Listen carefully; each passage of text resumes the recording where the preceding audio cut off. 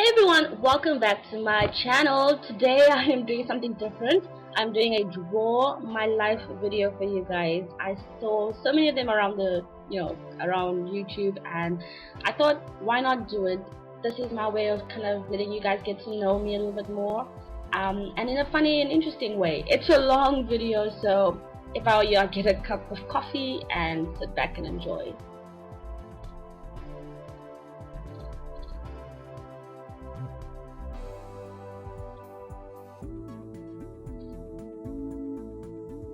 So my story begins, like many other people, in Africa, in a country called Namibia, which is in the southwest part of the continent.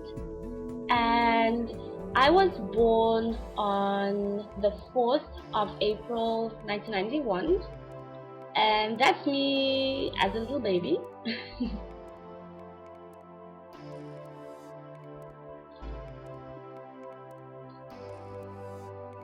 I was born into a big family. I have a dad who's really stern and strict, yet also very hardworking. I have a mom who's more reserved, quiet, but you know, African moms, don't be fooled. Then I have a brother and two older sisters, and in 1991 came along me, and I'm sure they were all so happy to see me. I'm sure of it. My sister teased me and said I was an ugly baby, but anyways, that's my family at that point of my life.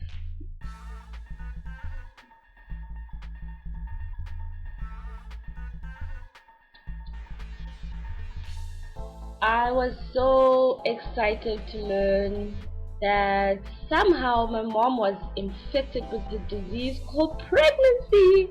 I always thought babies came out of her belly button somehow, and there was my beautiful baby sister born 4 years later, and I was so excited, I won't lie. I always wanted to have a little sister.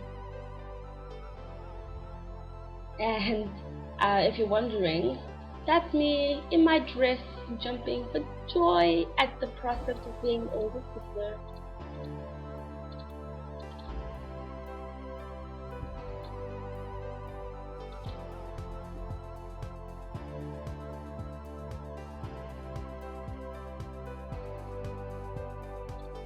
The arrival of my little sister, however, didn't stay a happy affair for me for that long, because me and my older sister used to get into arguments. Well, not really arguments, but we used to fight a lot about who could carry her and who could play with her, and she always used to say that I was too young and I would drop her, and all I wanted to do was bond with my little baby sister. But no, I was denied that right. My poor sister was caught in this tug of war. And obviously, because my sister was older than me, she ended up with the baby, and she got to have all the fun, while I stood around in the corner of the house somewhere, or probably just looking behind her, crying my eyes out, or just being really sad and sulky. Such is life, isn't it?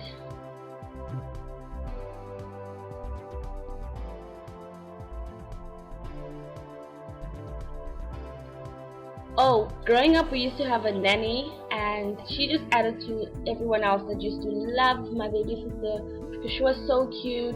She had soft hair, she had the biggest eyes, and everyone just used to swoon over her. And as a middle child, if you're a middle child, you know what I'm talking about. You always just feel like you're being neglected, like no one notices you, because there's a baby and then there's the older sister, and then it's just you there in the middle to like fetch glasses and stuff.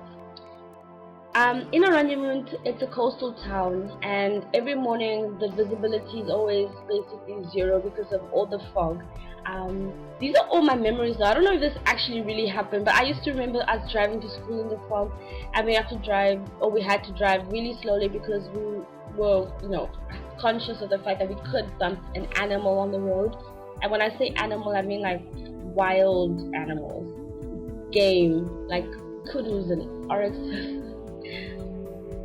And one memory of mine, which I didn't think was weird until my friend said that I was like from a farm town. I was like, Mom, wait, maybe I am, because there were always RXs outside our house.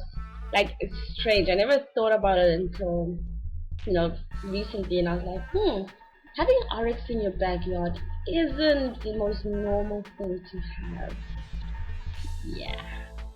But they were cute. I liked them. I think I was scared of them though.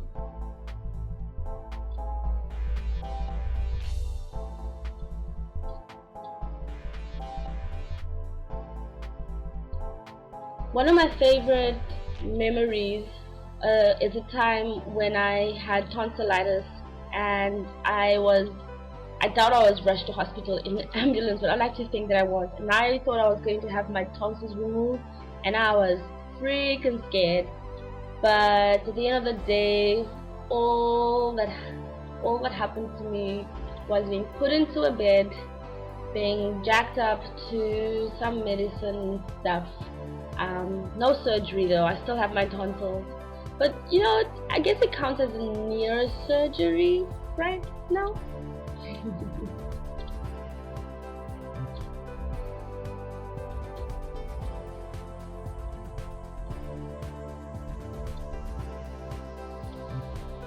But as a reward for being such a big girl and being so well behaved and not throwing a tantrum, I got to go back to the hospital there, which was quite warm, I think.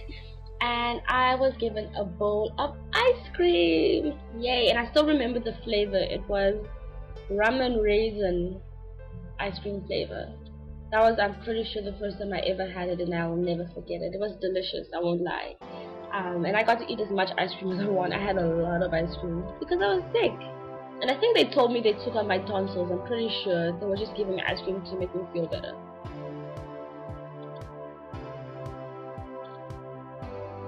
Sometime when I was like 5 or turning 6, I sadly was told we're moving to the big city, which is basically just the capital city. We moved to Windhoek, and I remember being really sad and happy, but mostly sad because I had a best friend in primary or in kindergarten, like grade 0, and I had to say goodbye to her. We haven't kept in touch though, and I actually forgot her name. I'm sorry, but yeah, that was kind of sad.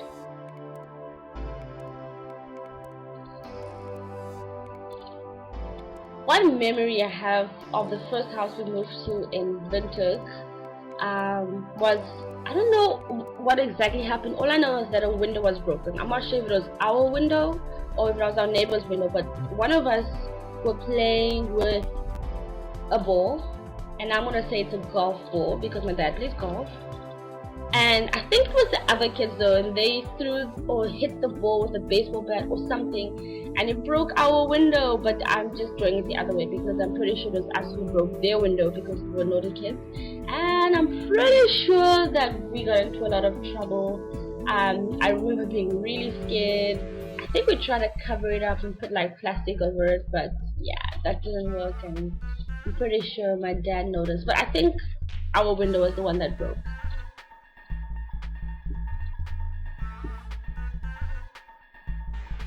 For primary school, I went to a convent school. It was a Catholic school. It was cool.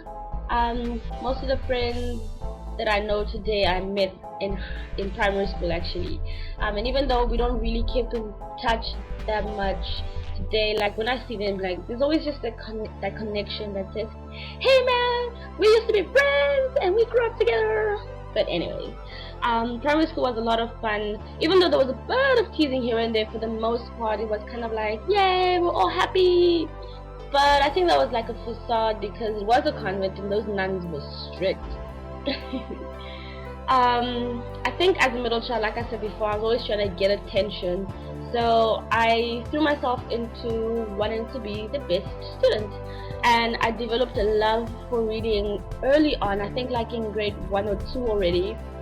And in grade 2 actually, I was named the best reader in the class because I could read, man. I could read those English words like Mo. No, I'm kidding. But I was really good at it, and I just developed this love for reading, which actually still lasts today. I could stay in all day all week, all month with a book and read.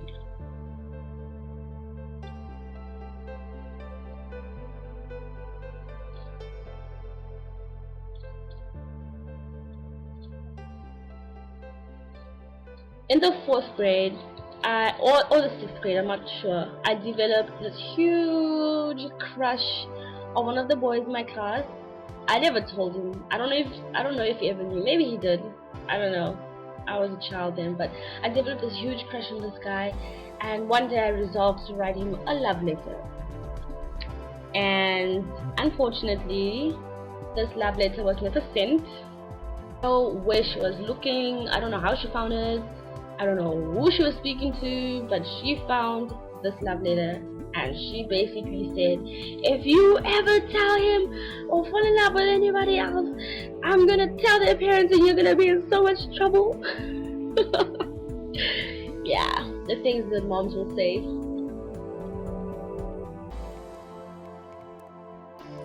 Once I got a little envious of something that a friend of mine had, and I remember one break time staying in class to steal a pack of colored pens. Back in the day we called them Moki pens. They were like basically gel pens, and I think she was the only one in class who had them, or one of the few who had them, and I wanted them, so I was like, I'm gonna take it. So I stole them from her bag, and I am the worst thief ever, because right after I stole them, I used them in class, and she was like, you have my Moki pens, give me back my Moki pens. And I was like, I don't know what you're talking about, I got these from my brother. And then she took the Moki pens from me and was like, really? Well, why is my name on them? Very embarrassing. Yeah.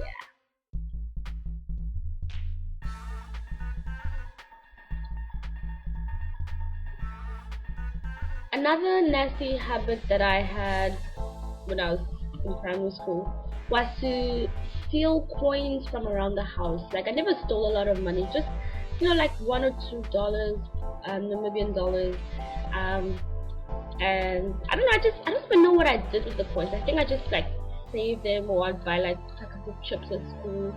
And one day I stole my sister's money, and I think she was just fed up with me always stealing her coins.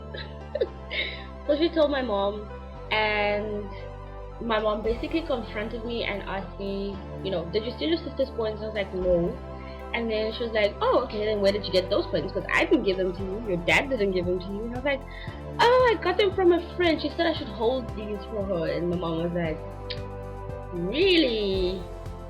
So she made me call my friend. And by the way, this is the same friend that I stole the Moki pens from, and I think the reason why this lie didn't work was because she was angry with me.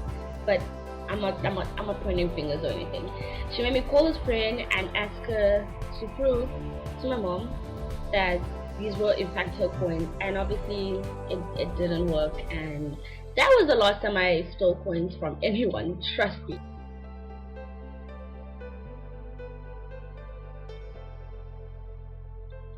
High school! Fun time for all. For me it was just a really chilled experience, you know, nothing too dramatic. I didn't get into any fights, I didn't beat up anybody, I was a good girl, I liked to study, I liked to get good grades. Yeah, I was one of those chicks. And I made a bunch of friends back in the 8th and 9th grade, and we hung together like every day since 2005 all the way to 2009. Every year, like 1 or 2 people change, but most of us remain the same, and we're actually still really close to today. I love those girls, they're awesome.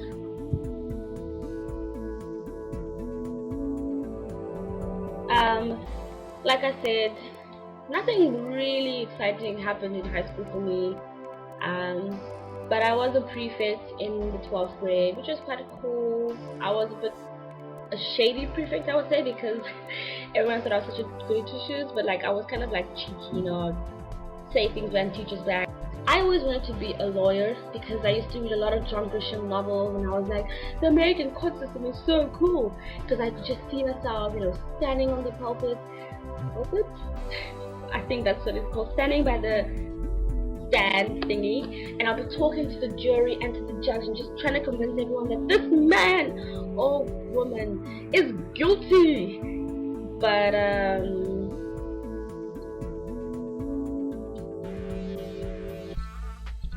sadly, the truth was revealed to me. In Namibia, we do not have such a court system. We don't have a jury system. It's just the judge. And I was like, that's boring. You know, you don't become a litigator just to talk to the judge. So I went on to option number 2. And I was really good at accounting. I used to get really good marks, like 98%, sometimes 100%. And I thought, you know, I might as well do something that I'm good at. So, ding, ding, ding, the light bulb went on, and I decided to study to become a chartered accountant. And ever since then, to get into the best university that I could possibly get into, I would study my butt off right before tests and exams. I was pretty lazy throughout the semester, but I could pull all-nighters, literally have no sleep, and go write a test or exam and get 100%. So that was me cramming as I usually like to do for a test, and I'll be punching away at the calculator as the books would just pile on. I had this habit of getting old test papers and old exam papers, and I would do them and redo them over and over and over until I memorized each and every way a question could be asked on a particular subject, and then I was doing really well. Eventually in 2009 I matriculated, and I was ready to head off onto the next journey of my life. I was excited to go to university. I was going to be away at home for the first time, well, actually the second time. I'll tell you about the first time in another video. Yeah.